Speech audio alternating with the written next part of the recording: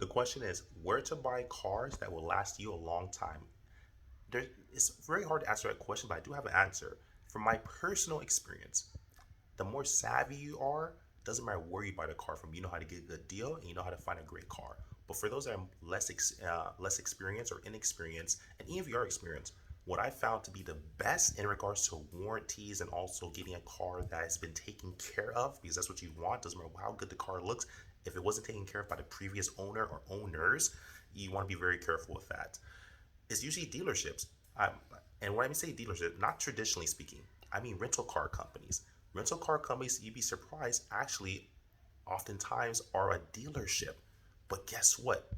They have inventory that's usually maybe a year or two old. Once it gets about a year or two, they want to release the vehicle to their dealership side.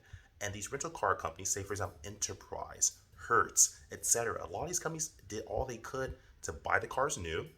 They're still in warranty when you buy them, and they sell it for a higher for a much higher discount because these are rental cars, and an average Joe, average person buying this car understands these cars have higher mileage on them because they were rental cars, so they get a bigger discount because they're higher mileage. But they're well taken care of though. I'd rather get a high mileage car that's well taken care of, that's still in warranty, that's new at a fraction of a discount compared to a newer car with less miles that wasn't getting all its oil changes or maintenance taken. I don't care how many miles it has. If it wasn't taken care of properly, it wasn't taken care of properly. So consider rental car companies. Do your own due diligence. Look at Enterprise, Hertz, Six, etc. Any of these rental car companies, they typically take good care of the cars and they offset them within a year or two. So they're still new, they're still in warranty, but they give it for a fraction of the price, typically speaking, because these were rental cars.